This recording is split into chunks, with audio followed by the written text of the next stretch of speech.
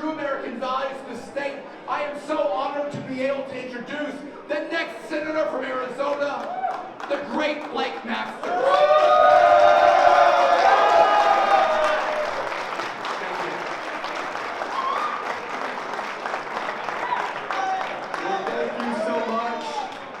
That wonderful introduction. I'm Blake Masters. I'm running for the U.S. Senate here in Arizona.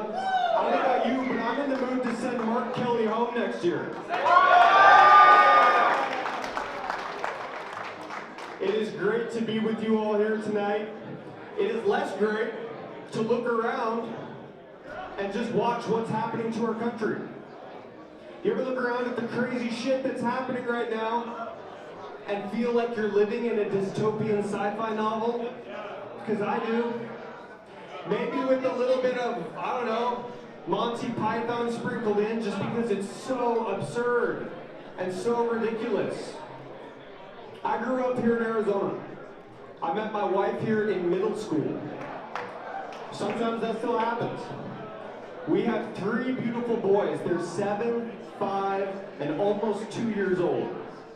And Catherine and I, we homeschool the boys, and we love doing that.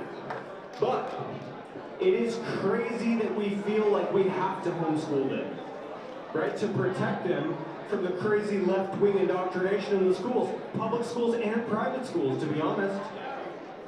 And that is just one obstacle, one landmine of many that young families, that young people in this country have to navigate in trying to raise a family.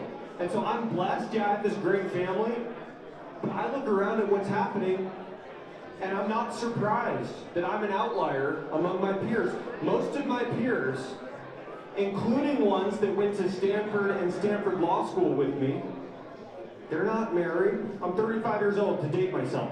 They're not married. They don't have kids. They're not on track to own a home. Right, that's obviously bad. That's something very dysfunctional about that. But I see so many of them, they actually, I think it's a sick kind of cope, they try to brag about this. You see the cat ladies just kind of say, oh, I don't want to be married. Marriage is a construct of the patriarchy. Right? I don't want to have children. Why would you have children? Having children is bad for the environment. And that's demented, but what's really sad is that is the governing ideology. And how does an ideology like that take root? How does this become the new normal? Well, the answer in one word is progressivism. Take any, it's bad, I'm here to tell you. Pick any issue that you want. The wide open border, the humiliating loss in Afghanistan, how about the skyrocketing murder rate? Or maybe just the good old-fashioned hollowing out of our American middle class. These are all elite failures. They're failures of the establishment, of the American ruling class. And for the past 20 or 30 years, the ruling class in this country has been getting increasingly left-wing, increasingly stupid, and increasingly sclerotic. So yeah, I blame the left. I feel like I've grown up with this modern left. I've watched them take over almost every institution in our country. They got them all. The political, the cultural, the economic institutions. Obama firing all the good generals was a case study. He purged all the top generals and he elevated left-wing mediocrities, which explains why you see General Mark Milley on TV going on and on about how we got to understand white rage. Meanwhile, the guy is not focusing on actually winning wars. Right, but we know this. We know that the left is driving the dysfunction. So how about the right? And the uncomfortable truth, if we're being honest, is that so many Republican politicians, they've just gone along with it. They just play defense. They're complicit. They're just asleep at the wheel. Honestly, we've had decades of failure, yes, but it's been bipartisan failure. Right now, I think Reagan was a good president. I think Reagan did his job in the 80s. It was not a perfect administration, but it was pretty good. He was responding to centralization and to stagnation of the 1970s. And so the dynamism and the deregulation, that was good, right? Defeating Soviet communism, that was good. But what happened to Republicans after Reagan? I think you had a whole generation almost of mostly Republican politicians. They thought they could just go along by mindlessly repeating everything that Reagan said. They were just in zombie mode. Well, the problem is they were like ostriches with their heads buried in the sand. They forgot to update. They failed to look around and see what was happening. And so we lost the country. Or at least I thought we lost the country. I remember when Mitt Romney lost in 2012. I thought it was all over. It's like maybe conservatives just want to lose forever. Until Donald J. Trump came down the escalator. How remarkable was that? And he surprised me by coming on the scene in 2015. I think he surprised us all. But when he won the presidency, he took on the establishment and he won. And when he won in 2016, I really think he saved this country.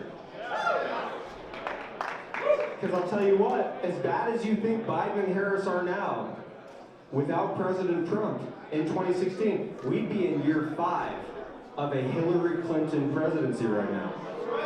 And I can promise you that would be a lot worse.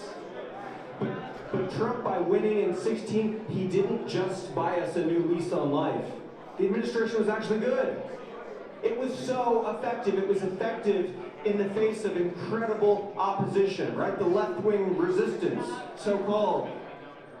But if we're being honest with ourselves again, there was a lot of Republican resistance to President Trump, right? Entirely too much of it. I saw it firsthand. I served on President Trump's transition team, and very early on, after the president won, you saw all these establishment forces, right? The rhinos, they glommed on because they wanted to have a seat at the table.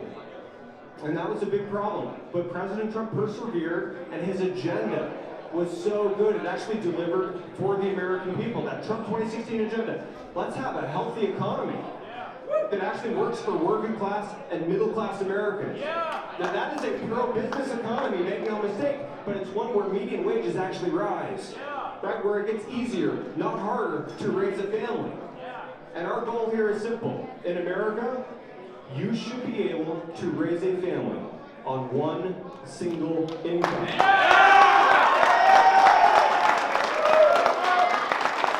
We can do it again. Or how about law and order? Right? President Trump knew law and order was good. We should have it. He knew law and order starts at the southern border, which is why he campaigned on build the wall. It's pretty simple stuff. Real nations have real borders. And real nations have the political will to punish criminals who do bad things. This is common sense. President Trump also knew we badly needed to reset our foreign policy. Can we please stop trying to democratize the Middle East and countries in Asia? It doesn't work. Instead, let's get serious about the real threat, which is China. Pop quiz, who do you think the CCP wanted to be president, Biden or Trump? Obviously Biden. The question is laughable, and the answer tells you everything you need to know. And so what a crazy contrast between this successful Trump presidency and this train wreck that we have now in Biden-Harris, right? We were energy independent under Trump. Day one, Biden signs an executive order. Turns out he'll sign whatever they put in front of him. Energy independence, gone. Right now we're facing inflation and supply shocks. I think the economy is going to get a lot worse, actually. Crime is going through the roof. Homicides in Phoenix are up 50%.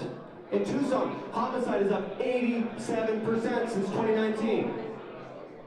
As we speak here today, there is a 22-year-old police officer, Phoenix PD officer. His name's Tyler Moldovan. He's fighting for his life at a hospital just down the street from here. He is on life support at the hands of a 9-time repeat felon who shot Tyler 8 times on Tuesday. That felon, and what? Yeah, Les. That felon, that thug, that criminal should not have been free to roam the streets on Tuesday. He should have been serving a 30-year prison term. But he was sentenced in 2017 for aggravated assault and armed robbery, and after serving just 3 years, they let him out last year. This stuff is out of control. Also out of control is our southern border. That is the biggest crime scene in the country. Joe Biden has thrown it wide open, and so you have 225,000 illegal aliens crossing illegally into our country every month. Not year, every month. The amount of fentanyl that crosses into our country every year. Sorry, every month again. Every month, enough fentanyl comes in to kill every American twice over. And China's just looking at us, and they're laughing. China shipped us COVID, allegedly on accident, but China is the one shipping all the fentanyl through the southern border, and that, I will tell you, they are doing on purpose. And here's the scary thing, all this stuff, it gets much worse unless we put a stop to it. Thank goodness the Democrats don't have a legislative majority. Right? Every piece of chaos and destruction that Joe Biden's given us in the last year, this is just executive order stuff.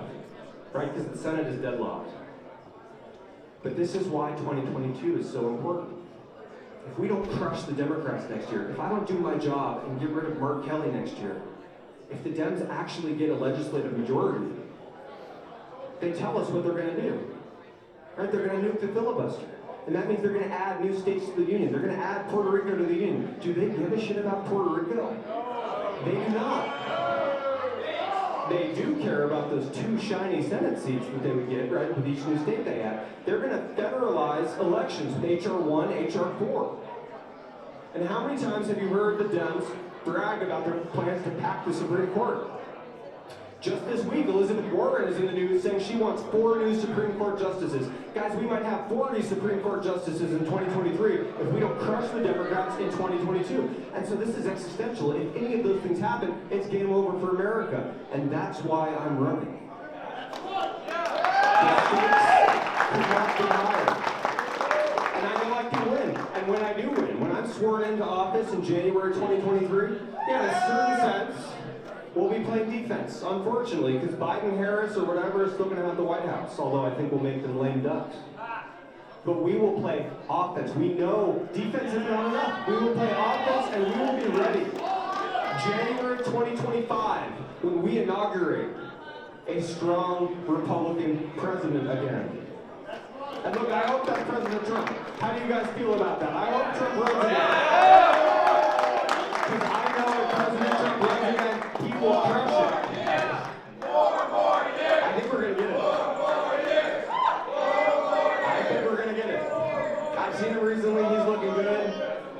But look, regardless of what President Trump chooses to do, he's already changed politics forever. There's no going back. We can't go back to Paul Ryanism.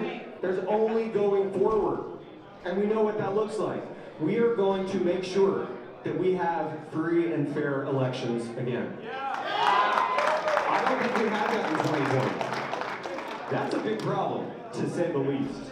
We're going to fix it. I think we have to go after big tech. I want to break up and dismantle these big tech companies. They should not control what we say or what we think. And we are actually going to take it so much further. We're going to go after every racket in our society. From the corrupt colleges that saddle young people with debt and worthless degrees, to the proponents, the professional proponents of critical race theory, to the consolidated hospital systems that somehow managed to make a Band-Aid at the emergency room cost $400. That's what we're going to do. We're going to make it possible again for normal people, for freedom-loving Americans to work, to worship, and to raise families in peace and prosperity. I know we can do that. I believe that is what God wants for us. And He has given us the means and the opportunity to do it. We just have to get out there and make it happen. And so that is why we fight every single day, harder than the last, as hard as we can. We got to fight as if our lives and our country are at stake. Because they are. So thank you, God bless you, and God bless this great country.